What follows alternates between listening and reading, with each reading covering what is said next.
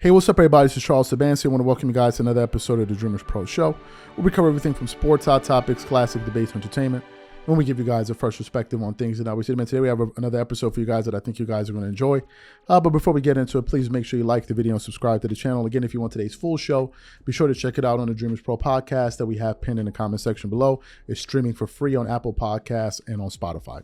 Let me get into this topic here. So, you know what? I'm not going to take too much of your time because I'm tired.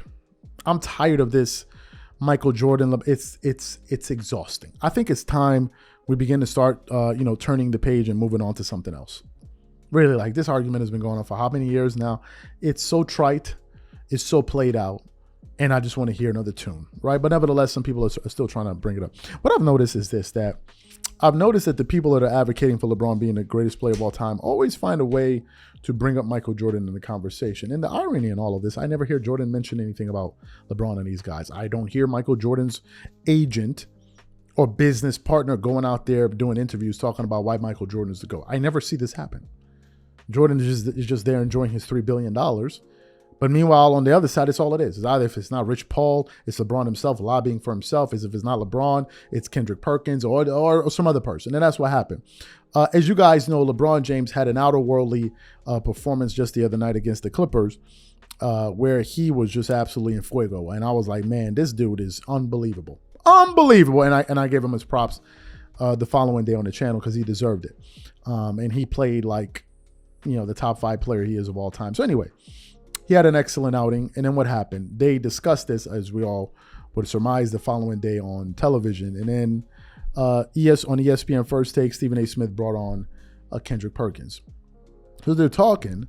Kendrick Perkins then decides to take the conversation in a totally different direction about why this proves that LeBron James is better than Michael Jordan all time. But before we even get into that, this video is brought to you by our sponsor, Aura. Do you know what the fastest growing crime in America is today? It's identity theft. Imagine trying to log into your email only to see that your password has been changed. Then you start getting weird notifications from your bank and credit cards only to find out that all of your personal and sensitive information has been totally compromised. If you think it can happen to you and your family, just know that in 2020, over 49 million Americans were victims to identity theft, costing them a combined $56 billion. That is why we are excited to partner with Aura, who's the sponsor of this video. Aura is the #1 identity theft and financial fraud protection. Aura monitors the dark web and alerts you if any of your passwords and accounts have been breached. And funny enough, after using Aura, I discovered some of my credentials were floating around in the dark web, and the app showed me exactly when and where the breach happened. In addition, Aura allows you to set spending alerts and they'll notify you of any suspicious transactions. Aura is 4 times faster than any of its competitors in alerting you if someone is trying to open a credit card or obtain a loan using your name. And remember this, every 14 seconds someone becomes a victim of identity fraud. Don't let it happen to you. Now click the link in the description and try Aura for free for 2 weeks and see if any of you or your family's personal information has been compromised. Start your free trial at aura.com/dreamerspro. And when you try Aura, by using the link in the description below, also know that you're supporting this channel. Thank you. So what we want to do is want to play exactly what Kendrick Perkins had to say here, and then we're going to come back and continue on with the show. Take a listen to that there. Well, number one, I don't disagree with nothing that you said. You're 100% accurate. Okay, number 2, this is why LeBron James is the GOAT, because your GOAT wasn't doing this at 38 years of age. Okay, that's number 2. Number 3, it was the best win of the Lakers for the Lakers this season in this short season. When I think about guys like Austin Reeves and I think about a guy like Cam Reddish, right, that went out there last night in the starting lineup, performed on both ends of the floor, did what he needed to do, I saw a level of confidence. And when I see that level of confidence, that's what LeBron James brings out of people, the best out of people. When I think about Anthony Davis, and I know, I heard you and Shannon, I believe it was, on Monday or Tuesday, one more from AD offensively. But what AD has been doing on the defensive side of things, the way that he's been anchoring that defense, rim protection, cleaning the glass like a fresh bottle of Windex.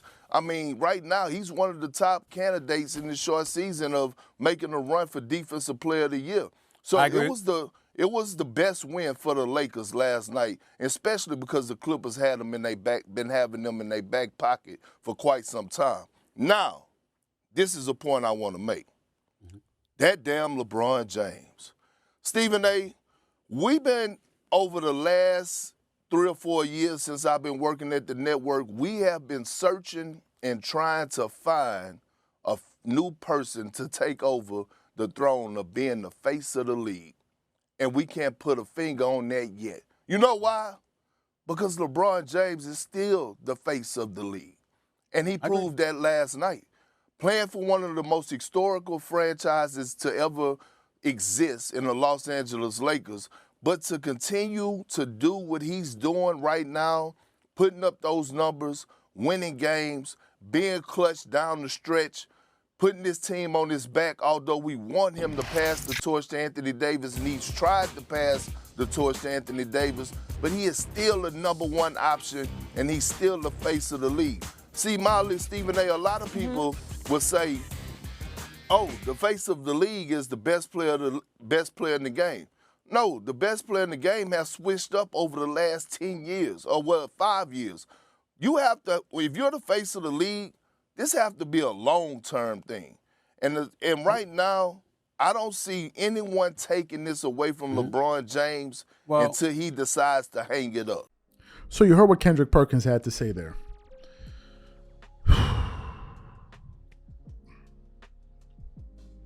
Here are my thoughts. First of all, what does what LeBron just did have to do with Michael Jordan and him being better than Michael Jordan? I'm trying to figure it out. He's saying Jordan wasn't doing this at this age. Here are the facts. MJ is the person that defeated basketball multiple times and felt like, why am I still playing? Let me ask you guys a question. If you were performing a particular thing, and in that profession you were dominating in ways that weren't really ever seen before, where you go for like an 8-year stretch when you don't lose more than 2 games in a row, have 2 3-peats, just cuckoo stuff.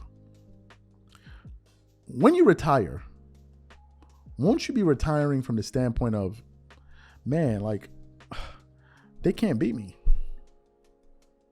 They can't beat me. The moment I got another All-Star, they couldn't beat me. You know, Michael Jordan has only lost 1 playoff series in his entire career when he played 1 All-Star.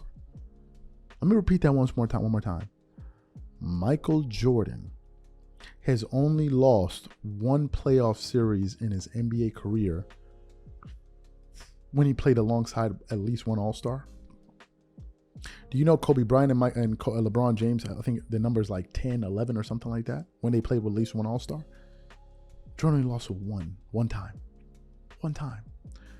Jordan retired because he had nothing to prove, number one. Number two, he wasn't chasing anybody. I don't think Jordan got to the end of his career and said, man, I got to really come figure out how to, when he retired with the Bulls, man, I got to really figure out a way to really prove to people I'm the GOAT. He had already done that. He had nothing to play for. What was Jordan trying to prove? Okay, I can play until I'm 40. Who cares? Who cares? He had already proved everything. What else does he have to prove? That now he has to prove that he can play. Who cares? If Jordan knew that one day in the future, people would now try to turn the GOAT debate into who can play until they're 65 years old, maybe he would have played more games, but who cares? He's accomplished everything. If Jordan continued to play until he was 40 and kept on playing, he would have had nothing to prove. And why would you do something when you have nothing to prove? What's the motivation to keep doing it? LeBron has something to prove because in the eye of the majority of sports fans, he is not the GOAT. So he's still trying to make his case. In the case of Jordan, he had no case to make. So when he said that, it's like, bro, he had nothing to prove. He had nothing left to prove. These are my that's what I think about it. So for Kendrick Perkins to be saying that, man, I don't really understand, man. It just looks like they ain't got nothing else better to talk about. And they always got to look for a way. All of these checks that they making off of Jordan, man. All of this money they making talking about the guy every day on television. I don't get it. Rich Paul goes out there, he's saying about one thing about Kobe, another thing about Jordan. Like, yo, let it go. Jordan ain't even talking about you dudes. Ever. Why you keep his name in your mouth so much? What is it? Leave the dude alone. He's just there minding his business. Y'all always finding a way to bring him up. Every conversation is always these dudes bringing him up. I've never heard Jordan bring up any of these dudes. Ever. It's always these dudes. Like, yo, let it go, man. Just let it freaking go. And before I close, I just want to say one last thing. I didn't say it on the Victor Wembanyama video. If you guys get a chance to see the Victor Wembanyama show when it comes out today, if you haven't seen it and you're just watching this video for the first time, go to the Apple podcast or Spotify. We have the full show there. I know there's some people are going to say, oh, why are you defending Victor Wembanyama? Here we go. You're only defending Victor Wembanyama because he's an African and all of this. So first of all, I'm proud to be an African. That bothers some people. That's your bloody business. If you're looking for somebody with low self-esteem, you found the wrong brother. Now, there are a lot of people that are ashamed to be who they are, but I'm not one of them, right? First of all, number one, so I'm proud to be one. Number two, I don't understand. You see, the thing that gets me with some of these people, and I'll close on this thought quickly. The thing that gets me about some of these people is other groups support other groups, and there's no issues. The French support the French. The Jews support the Jews. The Italians support the Italians. But if the African supports another African, then what? There's an issue here. I'm doing what every other group does. Why is it a problem when it comes my turn? Number one. Number two, why don't you stand up and go yell at those people and say, hey man, why are you guys supporting each other? Why does it only resonate with you when you see an African, a black supporting another African, then you get bothered? That already speaks to the mentality that you have within you. That of all of the things that are happening in terms of all the other groups supporting themselves, that's the one that resonates with you. It means you got some really, really, really deep self-hate within you. If you as a black person gets offended when you see an African supporting an African, that means something is wrong with you. And you got some really deep self-hatred in you for that to be an issue with you. I just wanted to put that point out there. Yes, Victor Wembanyama, I think is a great player. Yes, he's an African. I'm supporting him the same way anybody else. If it was a Serbian player, guess what? Serbians will be supporting him. If he was German, Germans will be supporting him. It's what everybody does. Greece, they support Giannis. Am I lying or am I making this up? Nigeria, they support Giannis. And he's one of, not my countrymen, but from the same continent I am from, and I'm going to support him. And if you feel a type of way about it, that's your bloody business. Sorry if it bothers you when you see blacks supporting blacks from the continent. That bothers you, that's your bloody business. I'm never going to stop it because you have some self-hatred issues. I'm not doing it. These are my thoughts, and we catch you guys on the next show. Peace.